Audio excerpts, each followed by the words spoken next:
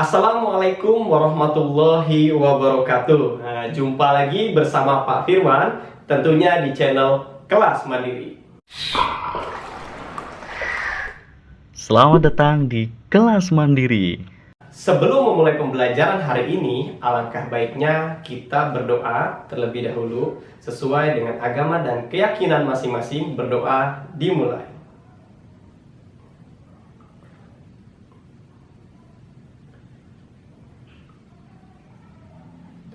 Selesai.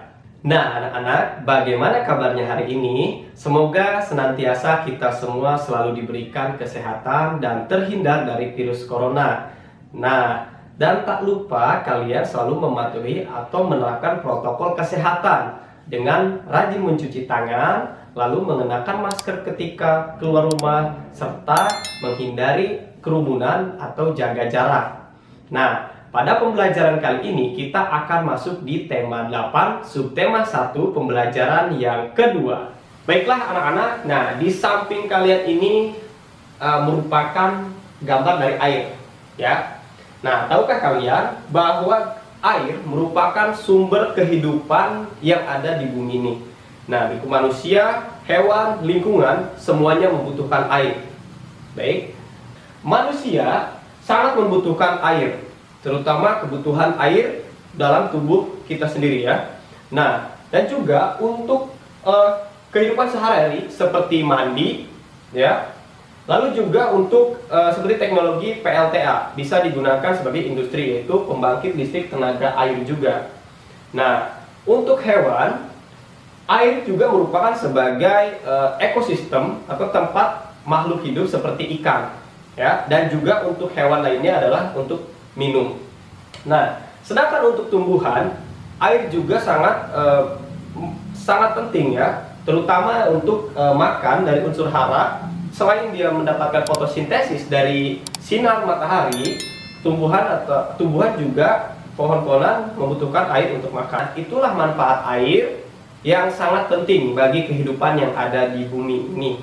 Dengan adanya curah hujan yang sangat tinggi, lalu juga dengan musim kemarau yang panjang, nah, jumlah air yang ada di bumi ini tidak bertambah dan tidak berkurang, ya. Ingat, tidak bertambah dan tidak berkurang. Kenapa demikian? Jumlah air itu tetap. Nah, nanti untuk itu kita akan masuk bagaimana perubahan wujud air dan perpindahan tempatnya. Nah, nanti kita akan membahasnya di siklus dan daur air itu sendiri, ya. Nah, sekarang kita akan masuk di daur air atau siklus air dan mengetahui juga bagaimana perpindahan air itu sendiri dan perubahan wujud air. Nah, nanti kita akan bahas di daur air itu sendiri. Jadi mulai dari air itu menguap sampai dia nanti membentuk awan, lalu turun lagi dalam bentuk hujan, lalu mengalir ke laut dan seterusnya berulang seperti itu. Oke, langsung saja. Di samping kalian ini merupakan gambar dari siklus air atau daur air itu sendiri. Nah, seperti inilah, ya. Gambarnya seperti ini. Nah, di gambar ini air yaitu dalam kondisi tetap, artinya tidak bertambah, tidak berkurang. Karena di dalam daur air ini air hanya berputar dan berubah wujud, ya, seperti itu. Yang pertama, misalkan di laut ketika air mendapatkan sinar matahari atau dia dipanaskan, maka dia akan menguap. Nah, menguap ini lalu naik, menguap jadi gas ke atas, lalu membentuk awan. Setelah membentuk awan, nah ini akan membentuk awan hitam juga. Nah, ini adalah kondensasi. Nah, di mana cuaca di atas itu sangat dingin, yang mengakibatkan gas atau uap yang tadi itu menjadi titik-titik air. Nah, setelah itu turunlah hujan. Nah, turunlah hujan ini disebut dengan presipitasi. Nah, turunnya hujan ini jatuh lagi di bumi dan di sungai-sungai lalu di danau. Nah, seperti itulah. Nanti balik lagi ke laut ataupun juga di sungai dan di danau bisa langsung menguap ke atas. Nah, ada lagi satu, yaitu menguap dari tumbuhan. Nah, itu disebut dengan transpirasi. Oke.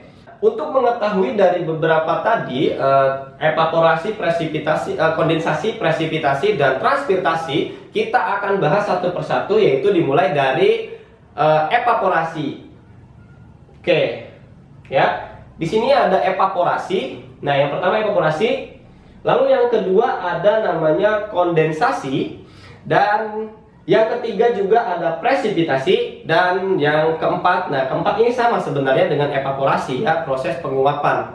Nah, cuman transpirasi ini adalah proses penguapannya dari pohon atau tumbuhan. Nah, itu saja sih. Kalau tadi evaporasi itu dari air yang mendapatkan panas sehingga dia menguap ke atas. Nah, seperti itu. Baik. Nah, itulah dari keempat ini. Proses dari daur atau siklus air itu sendiri. Nah, evaporasi adalah proses penguapan air, di mana air laut, air sungai, air danau itu mendapatkan suhu matahari, lalu dia menguap menjadi titik-titik air atau menjadi gas yang berbentuk awan di atmosfer. Nah, setelah itu masuk yang kedua, ada namanya kondensasi. Nah, kondensasi ini bisa istilahnya adalah pengembunan. Nah, setelah berada di atmosfer, nah uap yang tadi atau gas yang tadi mendapatkan suhu yang rendah dan membentuk mengembun, ya, jadi menggumpal seperti awan hitam. Nah, setelah itu, ketika menjadi kondensasi, lalu air itu selanjutnya berubah lagi menjadi presipitasi, artinya pencairan. Nah, setelah tadi menjadi embun dalam bentuk awan, air itu sendiri berbentuk hujan atau berbentuk air, yaitu disebut dengan presipitasi. Ya, presipitasi lalu turun, lalu jatuh di tanah, lalu juga di sungai, di danau, lalu masuk lagi di laut. Nah, yang terakhir itu ada transpirasi. Nah, transpirasi ini sama sebenarnya dengan evaporasi. Namun, untuk transpirasi ini dia hanya menguap dari tumbuhan, ya, seperti pohon dan tumbuhan-tumbuhan lainnya. Nah, seperti itu. Sama saja. Jadi, kesimpulannya bahwa di daur air ini bisa kalian simpulkan dan pahami bahwa jumlah air itu adalah tetap, ya. Hanya daur airnya saja yang berputar dan berubah wujud seperti yang tadi saya contohkan. Oke, anak-anak, itulah dari daur air atau siklus air pada pembelajaran hari ini. Nah, sekarang kita akan masuk di jenis usaha masyarakat Indonesia. Nah, anak-anak, coba kalian perhatikan di sekitar lingkungan kalian. Nah, ini kan temanya adalah manusia dan lingkungan. Nah, di lingkungan kalian coba perhatikan baik-baik. Nah, di sana mungkin ada beberapa tetangga kalian yang mempunyai produksi, bisa dalam bentuk pertanian, perhutanan, perkebunan, dan bahkan juga ada peternakan. Nah, coba kalian amati. Nah, di sana kita akan masuk di bagaimana jenis usaha mengelola sumber daya alam. Jenis usaha produksi yang bergerak dalam memanfaatkan hewan atau tumbuhan, nah itu disebut dengan agraris. Oke. Nah, salah satunya yaitu adalah pertanian dan perkebunan. Nah, contohnya adalah pertanian ya seperti ladang jagung, padi, palawija, dan lain-lainnya. Dan bahkan juga ada kalau untuk di daerah puncak seperti Bogor, dia ada perkebunan teh, ya, seperti itu.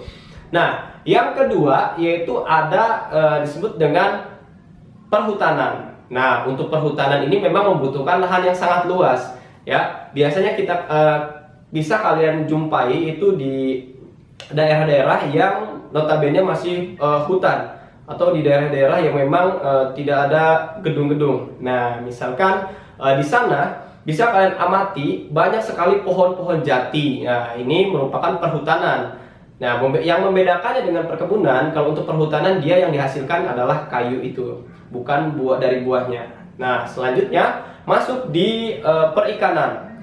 Nah, untuk perikanan mungkin di sekeliling rumah kalian bisa kalian pernah menjumpai, ya, seperti budidaya ikan lele, ya, seperti itu. Dan juga mungkin untuk perikanan ada juga yang bergerak dalam usaha ikan hias seperti cupang yang sekarang lagi booming, ya. Nah, itu juga bisa menjadi jenis usaha memanfaatkan sumber daya alam juga. Oke. Nah, lalu ada juga dengan peternakan. Nah, untuk peternakan mungkin kalian sendiri juga. Saya juga mempunyai peternakan. Nah, dimana seperti memelihara ayam, kambing, sapi, dan hewan lainnya yang bisa untuk berternak seperti itu ya. Nah, selanjutnya yaitu adalah pertambangan. Nah, untuk lokasi pertambangan mungkin hanya beberapa daerah ya, atau tergantung dari letak geografis pada daerah tersebut ya, karena tidak semuanya tanah itu bisa dibuat dalam tambang ya. Misalkan untuk tambang emas, dia pasti untuk mencari kandungan dari tanahnya itu yang mengandung banyak emas seperti itu. Dan juga misalkan tambang pasir juga yang dia notabene banyak pasirnya di situ. Oke. Nah, itulah jenis usaha yang memanfaatkan atau pengelolaannya adalah memanfaatkan sumber daya alam seperti itu. Yang pertama tadi ada pertanian dan perkebunan, yang kedua tadi ada perhutanan, ketiga ada perikanan, yang keempat ada peternakan, dan yang kelima itu ada pertambangan. Oke, itu jenis usaha dalam memanfaatkan atau mengelola sumber daya alam. Nah, anak-anak kelas 5, sekarang coba kalian perhatikan. Nah, gambar di samping ini. Nah, ini merupakan salah satu rumah adat yang berada di Indonesia ya, atau di tempatnya di kita. Nah, rumah adat ini yaitu namanya adalah rumah betang atau rumah panjang ya. Kalau bahasa Indonesianya adalah rumah panjang. Nah, rumah betang ini merupakan rumah adat yang berasal dari Kalimantan Barat. Rumah betang ini dihuni lebih dari 500 jiwa atau 130 kepala. Oh, ini sangat banyak sekali ya. Ternyata kalau kita misalkan kalau di rumah kita itu satu rumah hanya 4 orang atau satu kepala keluarga, kalau di sini di rumah betang ini bisa 500 orang ya. Berarti sangat luas dan sangat panjang sekali. Dan bentuknya juga yang perlu kalian ketahui dari rumah adat betang ini, dia menyesuaikan dengan kondisi atau lingkungan sekitarnya. Nah, kenapa di sini rumahnya itu tinggi ya, di bawahnya itu tidak ada dekat dengan tanah, atau dia lebih panggung atau ininya lebih ke atas, karena untuk menghindari serangan hewan buas seperti itu. Dalam tradisi rumah Dayak, nah, rumah betang dan hutan adalah pusat sekaligus bagian terpenting semesta kehidupannya. Nah, seperti jika kita mengucapkan kata kampung atau pulang, rumah, nah, rumah betanglah yang diingat oleh masyarakat Dayak. Nah, bagi mereka rumah betang juga merupakan pemersatu. Nah, di sanalah mereka berkerabat dan bertradisi. Nah, di rumah betanglah tradisi Dayak terpelihara. Nah, rumah betang adalah kekayaan budaya Indonesia. Namun, pada Sabtu 13 September 2014 malam, rumah betang Uluk Paling terbakar. Nah, tidak ada yang tersisa dari rumah betang yang terpanjang dan tertua di seantero Kalimantan itu. Nah, masyarakat bersedih karena kehilangan tempat tinggal. Lebih dari itu, masyarakat Kalimantan bersedih karena rumah betang Uluk Paling merupakan cagar budaya yang sangat penting tentunya. Nah, baiklah anak-anak, kalian nanti bisa untuk berdiskusi dan menjawab pertanyaan seperti menceritakan secara singkat peristiwa pada teks rumah betang, atau mencari keunikan dari rumah betang. Bisa juga kalian membandingkan keunikan rumah betang dan rumah yang ada di sekitar kalian. Baiklah anak-anak, nah setelah kalian mengetahui bagaimana histori dari rumah betang atau rumah panjang yang ada di Kalimantan Barat, sekarang kita akan mengetahui juga keragaman budaya yang ada di Indonesia tentunya. Tidak hanya rumah adat saja, nanti kita belajar juga dari bahasa daerah, pakaian adat, dan juga kesenian-kesenian daerah tentunya ya yang berada di Indonesia. Nah, yang pertama untuk keragaman budaya yang ada di Indonesia itu adalah bahasa daerah. Oke, yang pertama adalah bahasa daerah. Yang kedua yaitu ada rumah adat. Nah, seperti contoh tadi adalah rumah betang atau rumah panjang tentunya ya. Nah, yang ketiga yaitu ada pakaian adat. Oke. Dan yang keempat ada kesenian daerah. Nah, kesenian daerah ini bisa juga dalam bentuk tarian, atau lagu. Nah, bisa juga dari upacara adat. Baiklah, kita masuk di yang pertama. Nah, bahasa daerah. Setiap bangsa dalam berkomunikasi menggunakan bahasa daerah setempat. Nah, dengan demikian, keragaman suku menghasilkan bahasa yang beragam. Perhatikan contoh keragaman kata akibat keragaman bahasa daerah berikut. Nah, bisa kalian lihat di halaman 18. Oke. Nah, di halaman 18 itu di sini ada contoh, yaitu bahasa Indonesianya adalah saya. Nah, untuk bahasa Jawanya yaitu berubah menjadi aku atau kula. Kulo juga sama. Nah, yang ketiga ada bahasa Sunda. Bahasa Sundanya adalah abdi. Oke. Nah, lalu ada bahasa Batak, yaitu ahu. Ya, dan bahasa Papua adalah sa. Nah, selanjutnya di kata yang kedua ada atau bahasa Indonesianya adalah rumah. Nah, untuk bahasa Jawanya rumah itu adalah omah, bahasa Sundanya adalah imah, sedangkan bahasa Batak adalah bagas, dan yang terakhir bahasa Papuanya adalah rumah. Nah, itulah contoh dari keragaman bahasa daerah yang ada di Indonesia. Jadi setiap daerah masing-masing itu berbeda ya dalam bahasanya. Seperti penyebutan saya juga tadi kan beragam, mulai dari kula, abdi, ahu, sa ya. Nah, untuk bahasa persatuannya itu menggunakan bahasa Indonesia agar memudahkan komunikasi, yaitu untuk kula, abdi, ahu itu menjadi saya. Oke. Yang kedua ada namanya rumah adat. Nah, hampir setiap suku bangsa mempunyai bentuk rumah sebagai tempat tinggalnya yang berbeda-beda. Nah, bangunan rumah setiap suku bangsa disesuaikan dengan kondisi alam. Nama rumah adat setiap daerah pun juga berbeda-beda tentunya ya. Nah, berikut nama beberapa rumah adat dari berbagai daerah di Indonesia. Nah, di sini rumah adat yang pertama adalah rumah Aceh atau rumah Krongbade, yaitu berasal dari Aceh. Nah, yang kedua ada rumah Balai Batak Toba atau rumah Bolon di Sumatera Utara. Ada juga rumah Gadang di Sumatera Barat. Nah, untuk Riau juga banyak sekali nih nama-nama rumah adatnya, yaitu ada Balai Salasa Jatuh atau rumah adat Selasa Jatuh Kembar, rumah Melayu, atap belah, dan lain-lainnya. Nah, untuk rumah-rumah masing juga atau rumah yang berada di kita yaitu di Jakarta tentunya. Kalau Jakarta itu rumah adatnya namanya adalah rumah kebaya. Oke. Ya. Nah, Jakarta adalah rumah kebaya. Nah, bisa kalian dilihat di layar. Di sini adalah nama-nama rumah adat yang berada di Indonesia. Nah, yang ketiga ada pakaian adat. Nah, pakaian adat tradisional Indonesia merupakan salah satu kekayaan budaya yang dimiliki negara Indonesia juga tentunya. Nah, berikut beberapa nama pakaian adat dari berbagai daerah Indonesia. Nah, satu yaitu ele balang dari Aceh. Dua ada ulos dari Sumatera Utara. Yang ketiga ada bundo kanduang Sumatera Barat. Dan keempat pakaian tradisional Melayu. Nah, untuk Jawa Barat yaitu ada kebaya, Bangka Belitung juga ada paksian, dan seterusnya bisa kalian perhatikan di layar berikut ini. Nah, ini macam-macam pakaian adat. Oke. Yang terakhir adalah kesenian daerah. Kesenian daerah di wilayah Indonesia sangat beragam. Oke. Setiap suku bangsa memiliki kesenian khas terdiri atas tarian-tarian dan lagu daerah. Berikut beberapa nama tari dari berbagai daerah di Indonesia. Tari yang pertama adalah tari sedati atau tari saman dari Aceh. Ya, yang paling kalian ketahui ya tentunya ya tari saman, lebih populer. Yang kedua ada tari serampang 12 dan tari tortor dari Sumatera Utara. Ada juga tari piring dan tari payung dari Sumatera Barat.